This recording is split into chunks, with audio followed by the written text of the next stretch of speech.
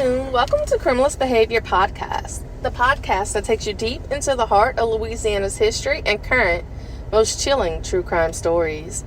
I'll be guiding you through the darkness of these crimes and all those involved.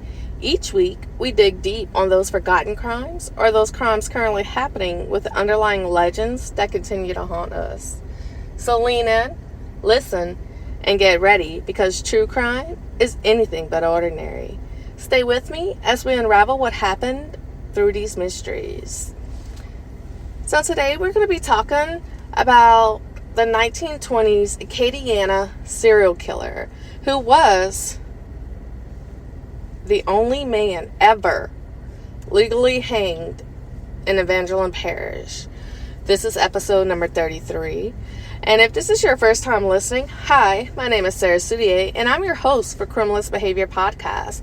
I want to thank you for listening to the show, and I really hope you enjoy it. So, trigger warning. This episode may contain content of a graphic nature, including descriptions of physical and sexual violence against adults, children, and animals. Listener discretion is advised. So, we're jumping right on in, y'all. Euzebe Vidrine was born in the quiet town of Ville Platte in Evangeline Parish, Louisiana on July 12, 1898. He was born to Arcille Vidrine and Arlene Fontenot in Ville Platte, one of 10 children, 5 boys and 5 girls. And they were a family that associated themselves with being farmers. And they had a little dog named Soto that Eusebe's brother, Rene, would often fight. And his sister, Asa, taught him how to dance. And this was back of the kitchen, barefooted. And this house was like caked with dust. But the dog finally got to be a good dancer.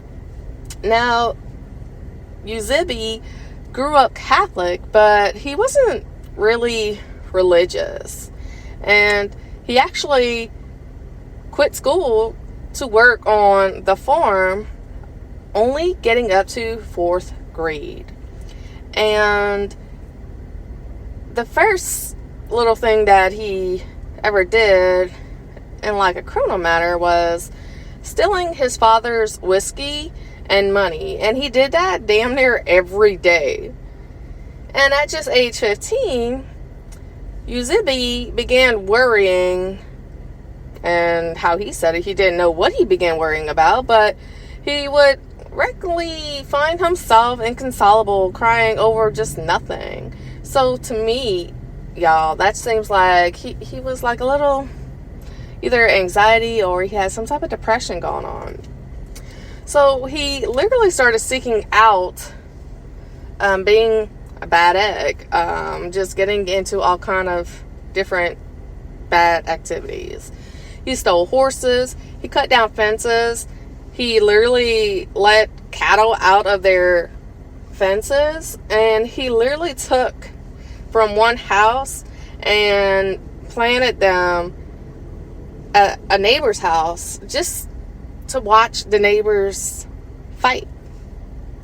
And he had more fun doing that than trying to learn how to dance with his sister. And he got great pleasure just being mean to people. And he felt that way ever since he was a little boy. Euzebe ended up marrying Lillian Andress. And he was actually seeing Lillian along with another girl named Estelle Ortega. And he literally promised himself that he would marry both of those girls. But he led Estelle on for many, many years before he would actually confess to her that he cheated. Anyways, Euzebe married Andress on August 20th, 1918. He was 20 years old when they got married, and she was only 14. And on one of the first nights that they were together, he woke her up in the middle of the night and he's just bawling his eyes out. And he really didn't know why. And it's said to be that their marriage would be characterized by money problems. Vidrine kept on taking odd jobs, farming. He took jobs out of town in order to try to pay their bills. And he actually frequently stayed at one of their parents' houses in between. With the help of his father-in-law, Euzebe literally purchased some land in Turkey Creek, but he was unable to keep up with that note for that land. And his father-in-law gave him a mule. The mule was wild and would not let Euzebe touch him. Euzebe was known as a hardworking and well-behaved young man who really never displayed any type of violence towards anyone. His wife Lillian and a few other known associates of Euzebe in his early 20s said something just changed in him. They described Euzebe as really emotional, and he had dark moods, and he constantly caught himself crying. And at the age of 23, that inner darkness turned into violence and eventually murder. So on one afternoon, Euzebe became so mad that he took out the shotgun and he killed an animal and then lied to his wife about it.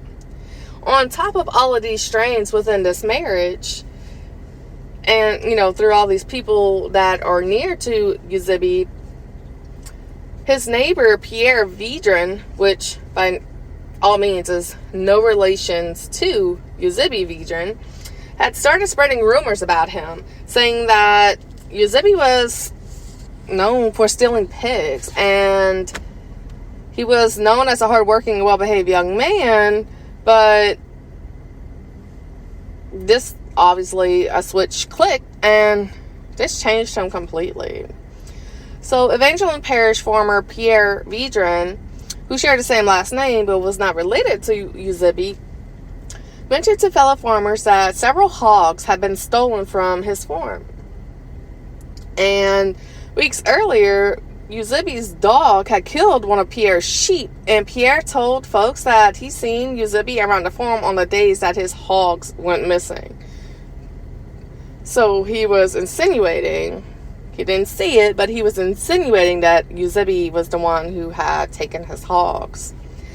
So when word of this got back to Euzebe, he was furious, and he just thought that it was ridiculous that the farmer would actually accuse him of such a thing.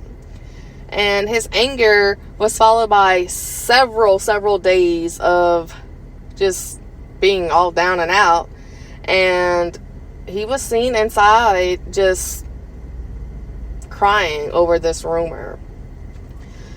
3 days later, after this rumor eventually started and he found out about it, which would lead us to April 25th, 1921. Euzebe emerged from his home, and he was carrying a loaded 12-gauge shotgun.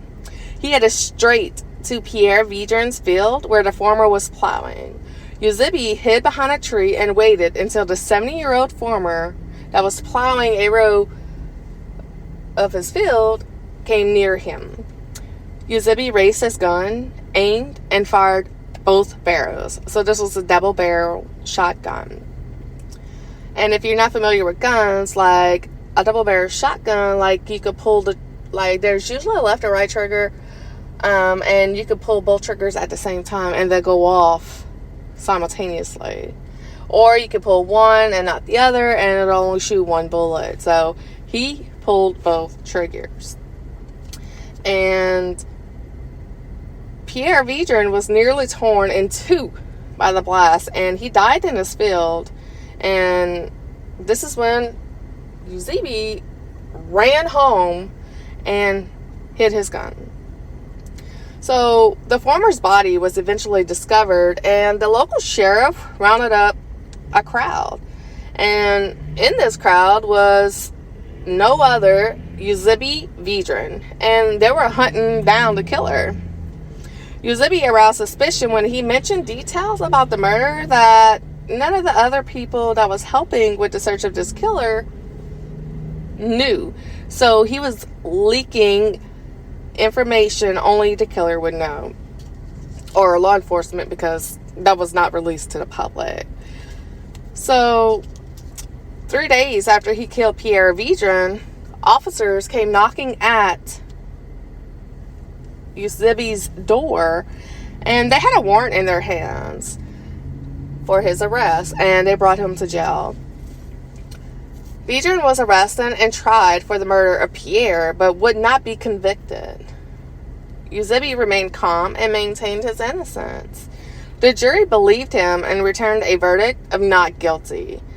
Then he was set free. The judge actually offered him a formal apology for ensuing injustice on him and just automatically assuming he was the suspect. A grand jury found a true bill against him, but in June, a petite jury pronounced him not guilty. And since all of this evidence was, circumstantial evidence, he became a free man. So, yeah, y'all heard that right.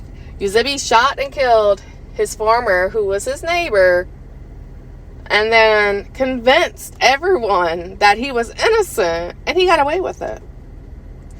So, Vidrine was once again in financial hard times, and he and his wife agreed to separate in order to find work. He went to work in Meridian, Louisiana until November of 1921, and he received a letter from his wife, who was located in New Iberia. His wife told him that if he could find a job there, that they could live together again. After spending 2 days searching for work without any luck, he cried for damn near half a day, and he literally just sat there pondering whether or not he should commit suicide.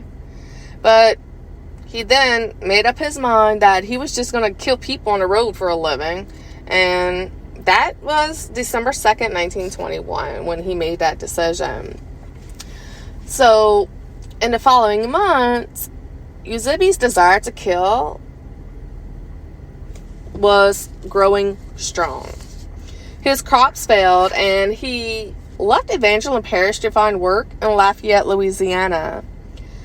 And he took the train to Eunice and sought out a driver to bring him to Kaplan. And he stated that he went to a colored man, and he stated that he did that because he preferred to kill, he used the N-word, but I'm not going to use that. He preferred to kill a black man than a white man. The black man refused to drive him where he wanted to go as it was muddy, and he was worried about getting stuck. So Vidrine approached an Italian man, and this Italian man's name was Charles Garbo. And Charles would be Vidrine's first victim in a killing spree that would actually last over 2 weeks.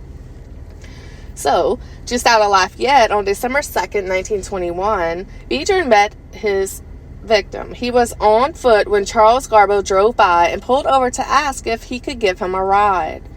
Euzebe thanked him and got into the car with Charles. A few miles into their drive, Garbo pulled over to check one of his tires. It was late in the evening, and there was no one around, and Vidrine felt the urge to kill him. He pulled out a .32 caliber pistol from his coat, and as Garbo leaned down to check his tire, this is when Vidrine put the gun to Charles Garbo's head and fired a single shot. He then took $4 that Garbo had on him, loaded Garbo's body into the backseat of his car, and drove the car a few miles down the road, where he would eventually just leave the car inside of a ditch. Vidrine then abandoned the vehicle and the body of the man who had died trying to help him, and he walked to the train station in Lafayette. The next morning, Vidrine met another man willing to show kindness to a stranger. So, y'all, stranger danger happens for a reason. That saying happens for a reason. These strangers were trying to help just out of the goodness of their hearts, and this man just calculously murdered them. So, within minutes of that stop, Euzebe pulled his pistol from his coat and shot. Hold up, I got ahead of myself, y'all. Gosh. Anyways, like I said, the next morning, Euzebe met with another man who was showing kindness to him, and he struck up a conversation with no other than John Roy, who told Vidrine he was headed towards Eunice, Louisiana. Now, Vidrine explained he didn't have train fare, so this is when John Roy offered him a ride. The men chatted for a while, drinking a total of 2 pints of whiskey. Then, at about 1 mile before they reached Eunice,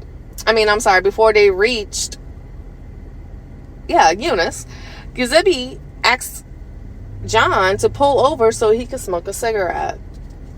So, John pulled over, and he joined Vidrine in lighting a cigarette. And as the men stood on the side of the road, within minutes of that stop, Vidrine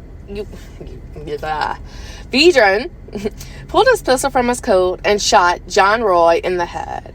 He took the nickel that he had and a cheap watch that John Roy had in his pockets, and he then walked to Eunice to get on a train.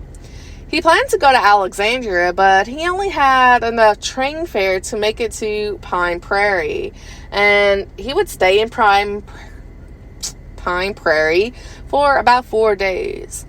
His father-in-law lived in the town, and his father-in-law literally had no idea that his son-in-law was on a killing spree.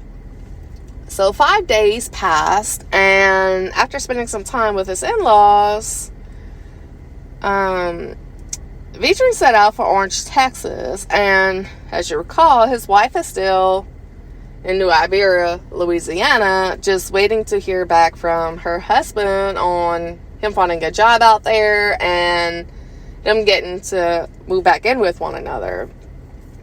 So when Euzebe left Pine Prairie in late December of 1921, he headed towards Orange, Texas. Shortly after arriving in town, he met a man named Lee Duke. And Lee offered him a ride into Beaumont, where he said Euzebe could find work.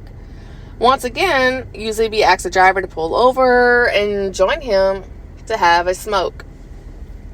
Lee Duke was shot and killed by Euzebe Vidrine, who robbed him of 75 cents and a watch. And Vidrine literally shot him with a .38 pistol. So far we got a double barrel shotgun, and we got a .32 caliber, and now we got a .38 caliber pistol. So he's got some guns. So that night, Vidrine started walking back towards Louisiana. So he's in Beaumont, and he literally started walking towards Louisiana. He was following the railroad, and his thoughts were actually overtaking him. And he was just constantly replaying what the last memories of each man he killed were like. And he literally said that he satisfied his urge, so he wanted to head home to Ville Platte, Louisiana. Back in Texas, a man named Frank Smith was accused of murdering Lee Duke. So Vidrine got away with that because Frank Smith was accused of it.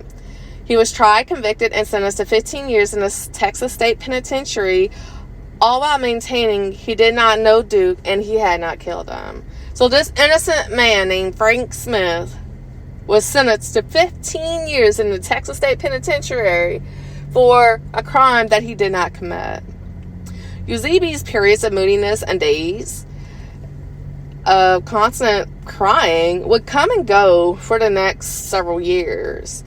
But he would actually have this urge to kill return, and in May of 1924, which would be 3 years later, this is whenever he decided to kill again, and he did this close to his home in Evangeline Parish.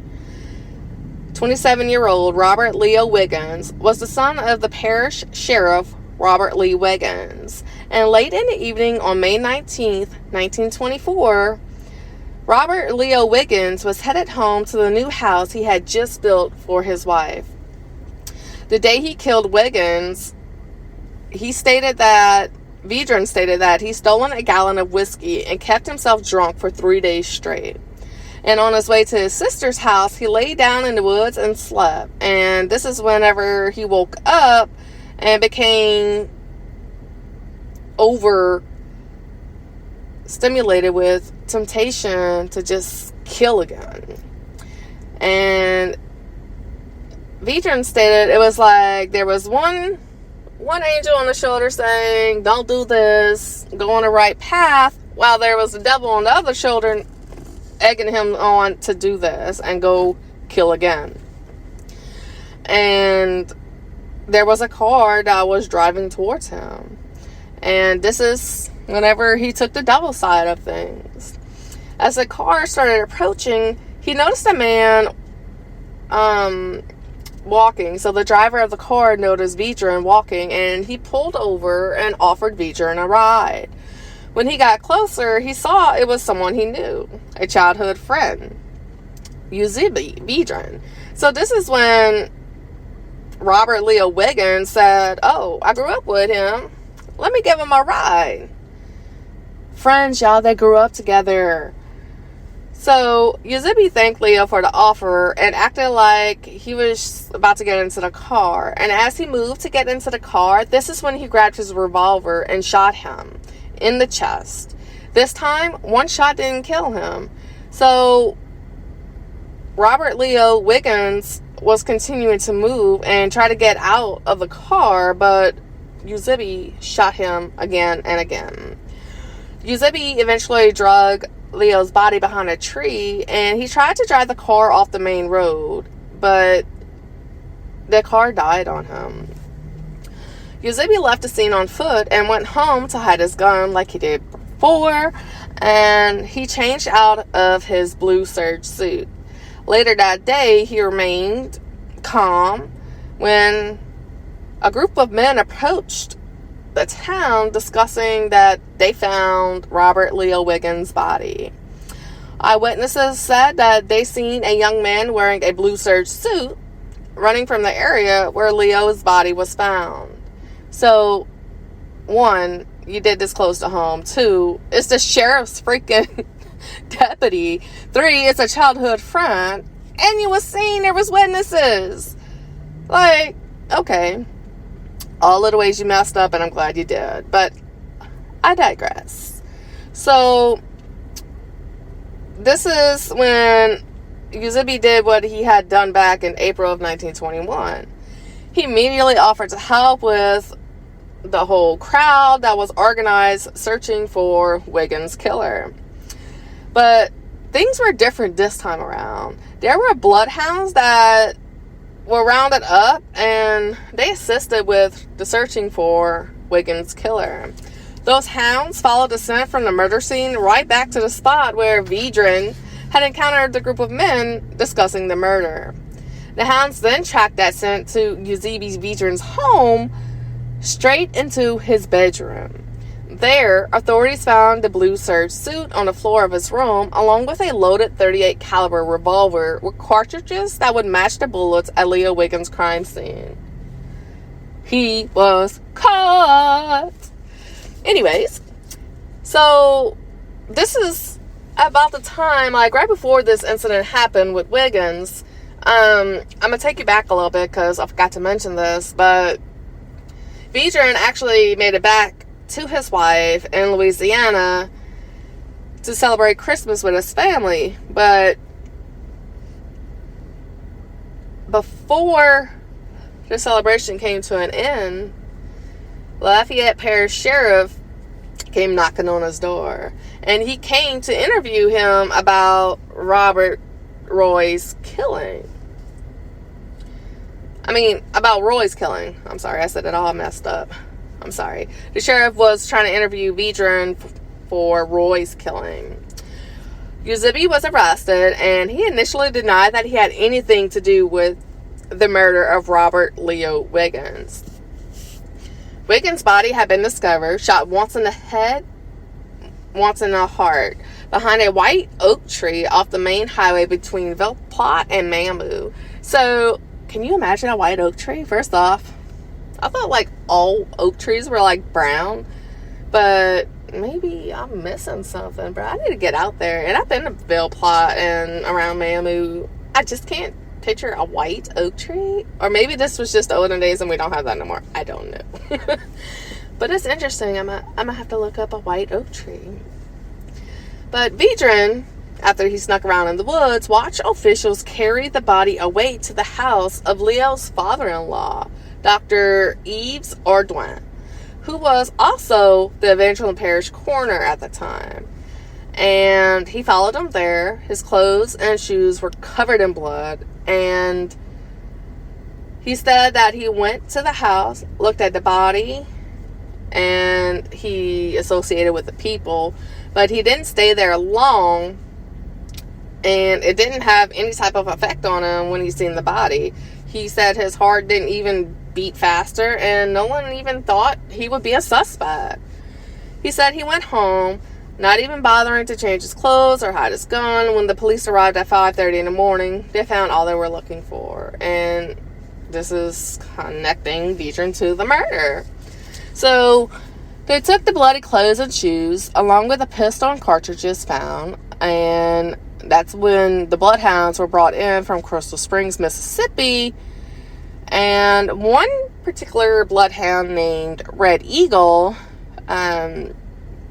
was the one that led the pack, and that's who traced the scent from the scene of the crime all the way through the woods of the parish, down the road to Ville Platte, and ended up to the spot where Evangeline banked, where Vidrine later would claim that he caught a ride to Yves Ardouin's house. So he was explaining the crime scene for Roy's killing. And later, when officials brought the hounds to the jail, Red Eagle stood up on his back legs and put his paws against the bars of Vidrine's cell, staring at the dog and the mob behind it. This is when Vidrine fainted in his cell, y'all. May 21st, authorities had a statement hand-signed by Euzebe Vidrine that he confessed to the sheriff, Charles, stating the following. I'm going to read this statement. This is Vidrine's exact words, y'all. Word for word, verbatim. I, Euzebe Vidrine, do hereby voluntarily confess the murder of Leo Wiggins this 21st day of May, A.D. 1924. He, meaning Leo, was coming along the road and I stopped him. He said, "What in the hell are you doing in the road?" And I shot him. I don't remember whether he opened the door for me. I caught him by the feet and I drug him.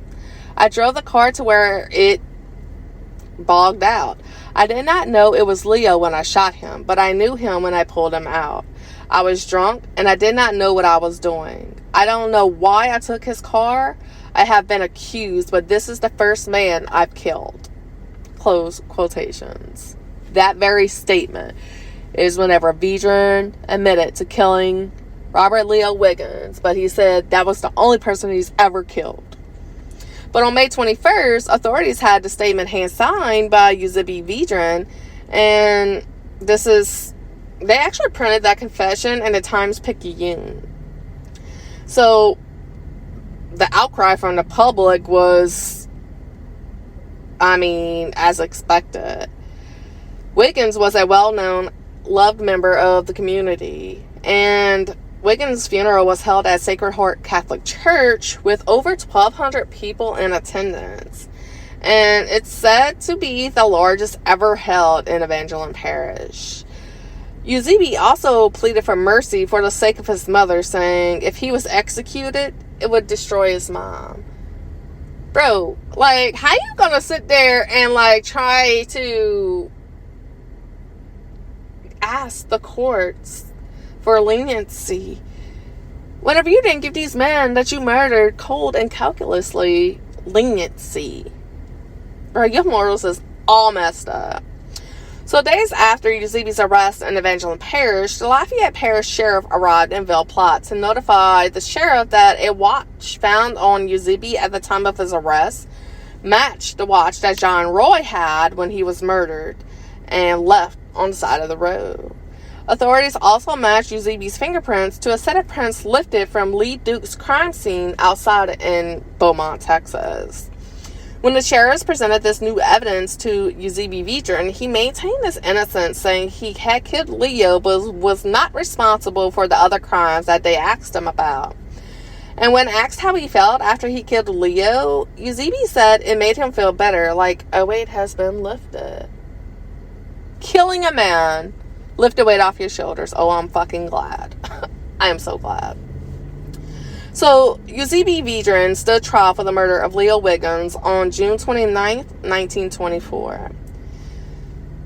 Y'all, Euzebe Vidrine was only 26 years old at this time. He was sitting in a cell in the Evangeline Parish jail, and he actually had a dictator. So they could translate to him because he couldn't write nor speak much English. So that was a little bit of a problem.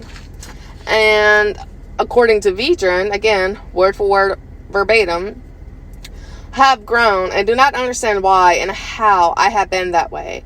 I have been reared by an honorable father and mother. No one ever gave me bad advice. All what I did on my own will.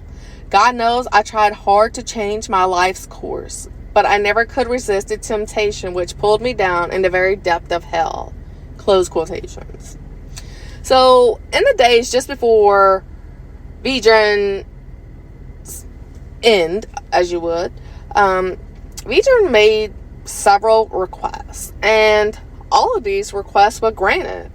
He wanted to see his mother and his brothers, and they came to him and they prayed with him. He also wanted to attend a service preached by the Reverend Ville Platte, who was the pastor of a Turkey Creek church.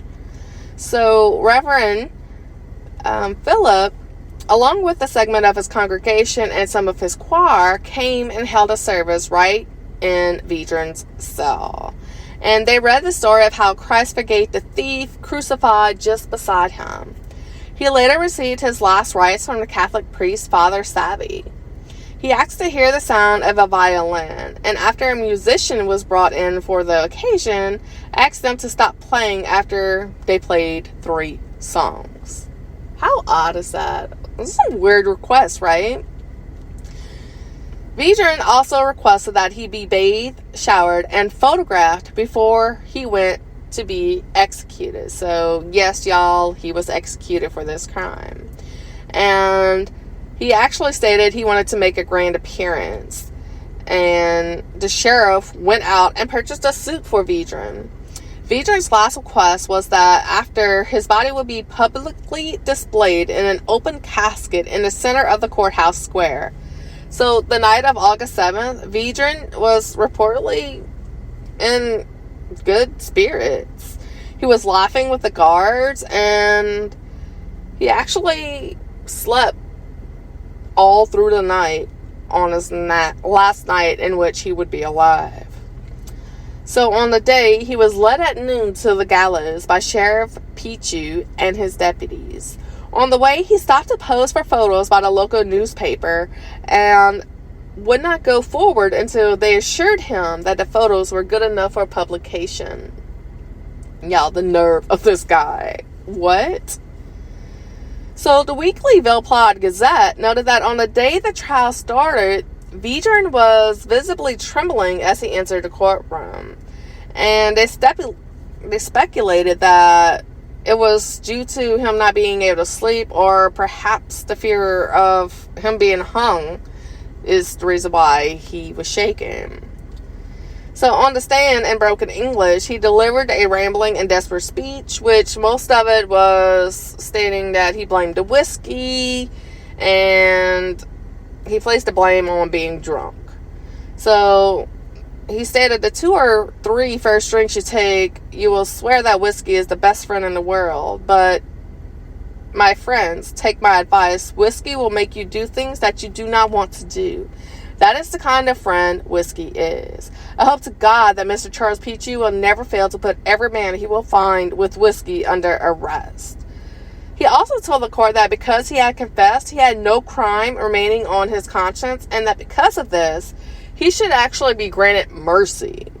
He argued that he would be better of economic use to the state by doing hard labor at a penitentiary than undergoing an execution. So he was trying to get out of his execution, y'all. He also stated that due to his language barrier, that had he spoke fluent English, he stated that he would make every heart beat with sadness. That was at his execution. What? You think you got that, boo? I think he's full of himself. Anyways, so Euzebe asked for and received the court's permission to represent himself when the court was actually in session. He was convinced that he would get life in prison for his crime. He directly addressed the jury to explain he had been out of his mind, fueled by an alcoholic rage, and a victim of his own desire to kill when he shot Leo Wiggins. He wrapped his closing argument with a direct plea to the jury saying, "Please save my life. I'm sorry I killed Leo." The jury felt Leo Wiggins had gotten no mercy, and they could not extend that mercy to Vidrine. 10 minutes after the jury started deliberations, they sent word that they reached their verdict. 10 minutes, y'all. 10 minutes. They found Euzebe Vidrine guilty. And when he stood before the court for his sentencing, the judge ruled that he would be hung for his crime. He begged the judge to give him time to cleanse his soul and write a memoir. And in this memoir, Euzebe wanted to warn other men who were considering a life of crime to just think about it. So on July 12th, 1924, Euzebe got his wish. Y'all, this freaking judge gave him time to write a freaking memoir before he executed him. His execution date was set for August 8th. Officials were building the gallows just for Euzebe. It was to be the parish's first and ultimately only legal hanging in Evangeline Parish. And even though this was really not the first time the parish actually seen blood, they literally had, like, over a decade before, during the Prohibition era, they had violent crime on the prairie, and there were stories behind bars where bullets flew, knives, everyone's pockets. It was bad. Vidrine's own brother, Rene, had been killed in a knife fight in 1918, left on the road to die, on the very same road, it just so happened, where Vidrine would years later leave the body of Leo Wiggins. Y'all, is this something he intended to do? Like, because his brother was killed on that very same road that he wanted to kill Leo? I wonder. That is something I wonder. But what stood out about that crime, besides obviously the victim being high profile, being an officer, was the actually cold-blooded persona that Vidrine was pursuing. And he told officers the following. Direct quote, y'all. Direct quote. "When I kill, it makes me rejoice." Huh? Wow. So Vidrine's acts of violence lacked passion and fury, and he was very desperate and wanting to just kill. So the common term that most people would associate with Vidrine would be a serial killer, a freaking sociopath, a monster. But in 1924, the only word that they had for someone like Vidrine was an unadulterated evil. Which, in 1918s, 1920s, y'all, unadulterated evil. That speaks of its times itself. So, after the judge gave time for Vidrine to write his freaking memoir, instead of August 8th, Vidrine would be executed on May 19th. And as it came to be called in the local paper, a business owner and a son of the outgoing sheriff, Robert Leo Wiggins Jr.'s death. So at the hearing, he was requesting that his brothers would be able to take his body after he was executed, and that he be granted the time and assistance to write his life story, which would completely tell the stories of all the crimes he committed. So the judge, that's whenever the judge granted him that time, as the judge didn't feel that he needed to rush to execute him. He was locked up. He wasn't harming nobody else. And so he sent Vidrine to cell with all kind of writing materials. So Vidrine wrote this freaking memoir, y'all. And he detailed all the crime, all the killings, how he felt, what the hell was going on in his life. That memoir is called The Life of Euzebe Vidrine, and will be one of the first in a long tradition of America's serial killer autobiographies. David Berkowitz, Son of Hope, Donald Henry Pee Wee Gaskins Jr., Final Truth, and Danny Rowling's The Making of a Serial Killer are amongst the others that were written.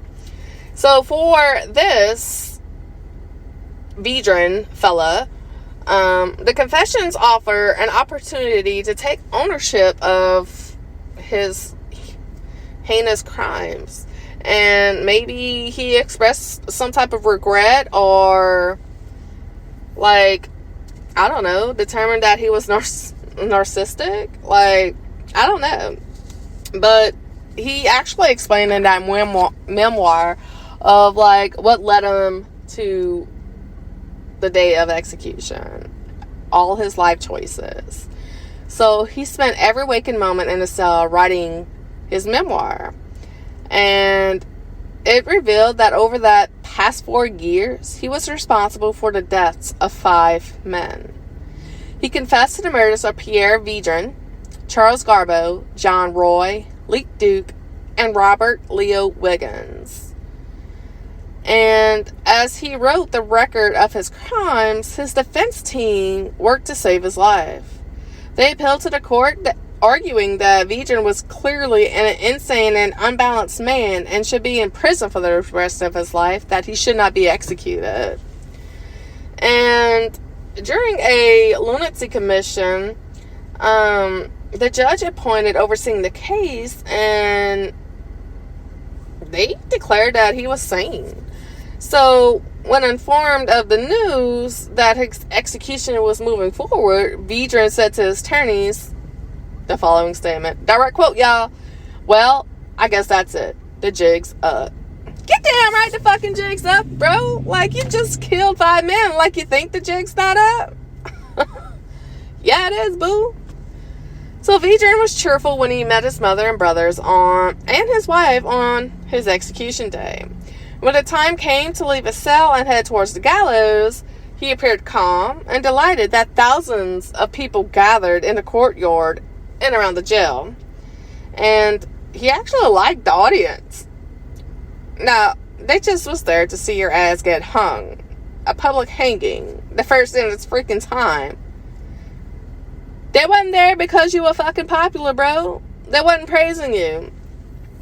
So, when he was in the jail yard being marched towards the gallows, he paused and was allowed to pose for the photographers who wanted to get that one last photo of him. He refused to walk on until he heard that he posed the perfect shot. So when he was then led to the gallows continuously, and he was said to have drawn his shoulders back, and he smiled as the death mask was placed over his head. And just as the sheriff was about to cut the rope and release the trap, Euzebe cried out and asked for the chance to speak. How lucky did he get before that sheriff cut that rope, y'all? So the sheriff agreed to allow the man to speak, and he removed the mask from his head. For the next 20 minutes, Euzebe Vidrine was actually allowed to speak what would be known as his sermon for his funeral, y'all. He spoke of regret and that he was to burn in hell. His mother and wife would have to live with the shame he had brought upon them. And this was some of the words he last spoke. Very, very word for word, verbatim. When the rope is cut, that will be the end of me. My troubles will be over. My mother's troubles, my wife's troubles, and the grief of human beings I have made widows and fatherless will have just begun. This rope now seems easy and kind compared to this dreadful remorse. Maybe the spectacle of my death will heal the hurt. Signed, Euzebe Vidrine. So, it was said in his memoir that he killed because he couldn't help himself. In a direct quote out of his memoir, he stated the following: "A desire to kill would suddenly take possession of me, and I had to pull out my revolver. I had to kill the first person I saw. If I had known what it is to really pray, I could have found peace somehow. I would never have harmed anyone, but I'll never find it now until that trap drops." Again, that is from Euzebe Vidrine's memoir. So he was obsessed with himself until the very end. You know, making sure that they had the perfect freaking photo of his last photo of being alive. He wanted a photo with the rope wrapped around his neck. And, like, he had all these freaking odd requests. Like, where are the requests from these lovely people, good Samaritans, that were offering a helping hand that you just freaking killed? They didn't get no damn requests. They were trying to help your ass out, but here you are. You have to damn near a whole year to write your freaking memoir, and then you got all these requests, and it's being allowed. Like, this is just insane. So, the final photo of Euzebe Vidrine was taken, and it shown him smiling with the rope around his neck. The black desk was once again placed over Euzebe's head. Before the trap door opened, Euzebe's final words were the following: "Do not gamble. Do not drink whiskey. You end up like Euzebe Vidrine if you do." Trap door was sprung at 12:42, and that's whenever Euzebe was swept into hell, y'all. At 1:21 p.m., the 26-year-old was officially declared dead, and his body was placed in an open coffin, as he wanted, in the jailhouse, where thousands of people viewed the body of the first person really to be hung in Evangeline Parish. Days after execution, Lillian, which would be the widow now, days after his execution, the first person he killed, the former's wife, Pierre Vidrine, his wife, was seen to be all over the place. And it was noted that on August 12th, the Town Talk of Alexandria published a piece that there had not been any rain for weeks in Ville Platte. And the day after he was sentenced to be hung, that's whenever Pierre's widow vowed rain would not come until Euzebe was dead and gone, and the parish would be cleansed of Euzebe's evil. So the farmer's wife stated that it will not rain again until the man is dead that killed her husband. So Euzebe was executed on a Friday, and rain actually came that following Sunday. On August 16th, the Ville Platte Gazette featured a request from Vidrine's mother and her sons, and that stated that in the days and weeks following the execution, there was passionate public debate over whether it was proper to publish the memoir of a cold-blooded killer. And several newspapers in Louisiana printed op-ed pieces that noted Eusebe's crimes, and how it couldn't suppress all the crimes that Euzebe had argued, and like he wanted this time so he could confess to all his crimes.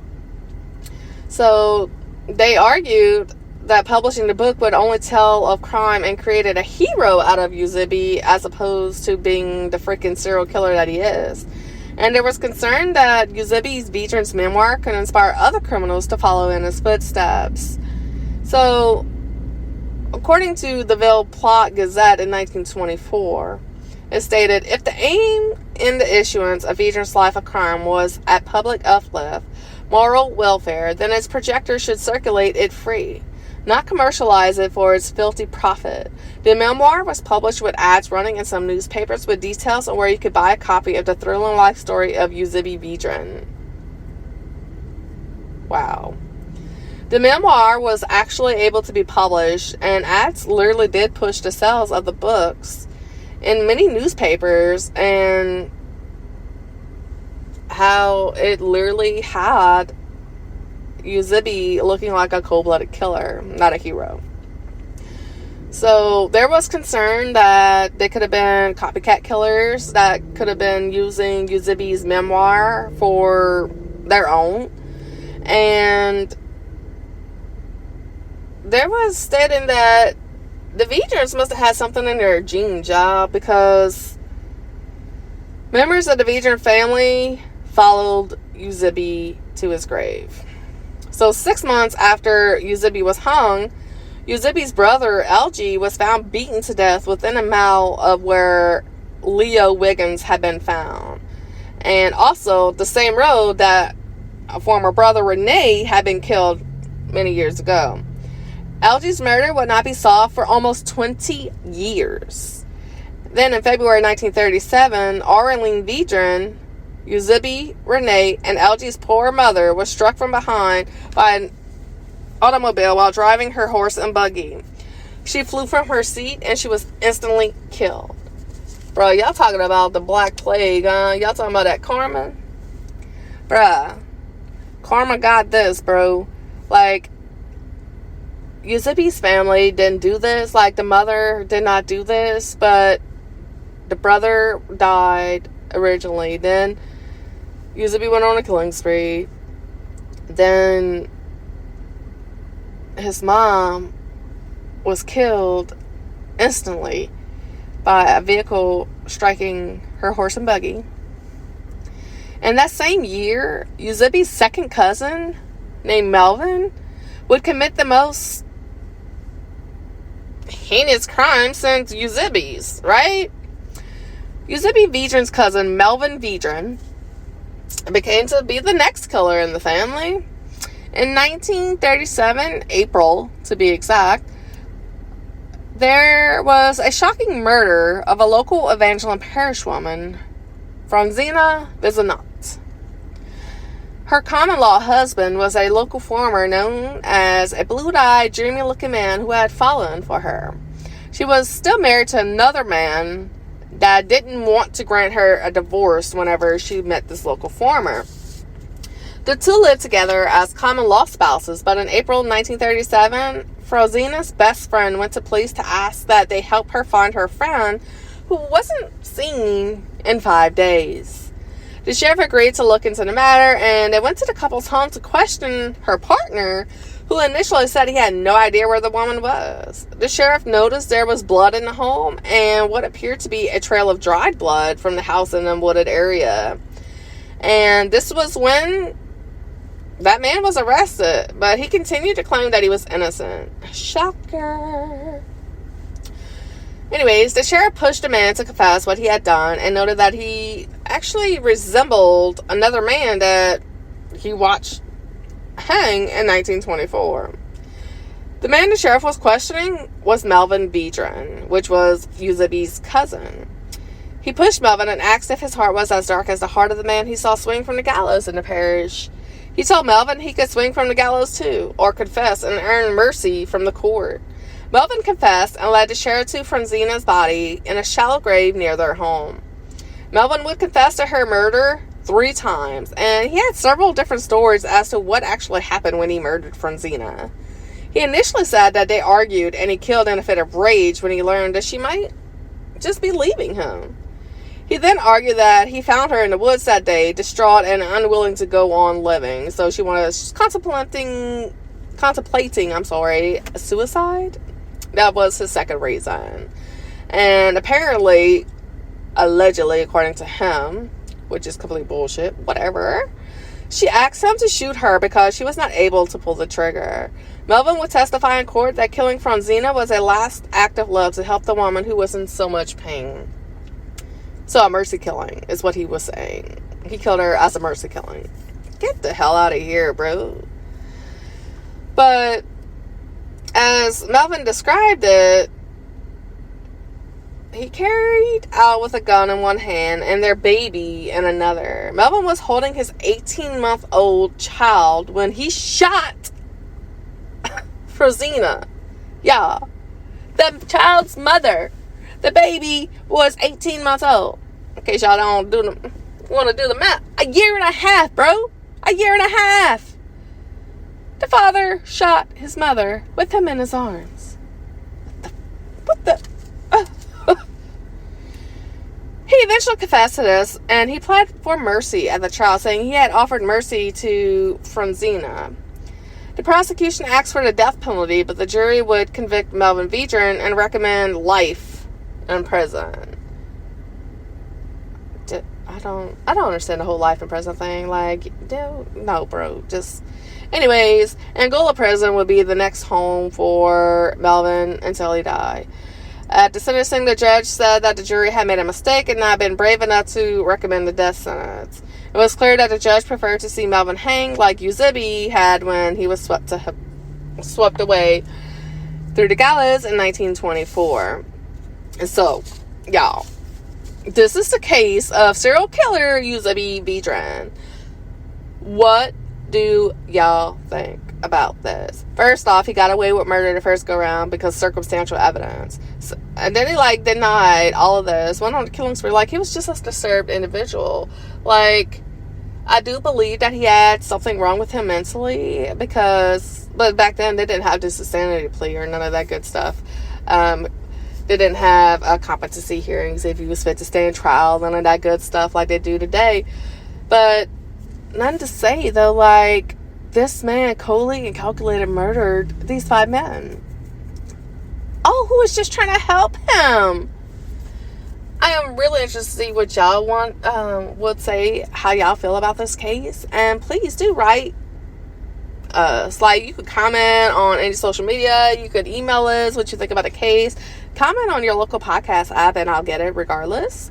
But yeah, let me know what you think. Also, don't forget, we have until October 22nd to vote for the podcast for Women's Podcasting Award, and I will link that into the show notes. Also, we do have our website up and running if you wanted to become a Patreon, and again, I will link that into the show notes, but in case you got a good memory, www.criminalsbehavior-louisianatruecrimepodcast.com, and yeah, just y'all check it out. There's also several other podcast awards on the Women's Podcasting Awards. So we're in the documentary area of the Podcasting Awards for the women. And yeah, I would greatly appreciate your vote. So if you enjoyed our show, please rate, and review us on any of your local podcast apps. Apple, Spotify, YouTube, Amazon, Wondery, wherever you listen to your podcasts. And be sure to come back next week for our next episode. Until then, this is your host, Sarah Soudier. Don't forget to share, follow, or subscribe to Criminalist Behavior, a Louisiana True Crime Podcast. Thank y'all, and I hope y'all enjoy y'all day. Bye!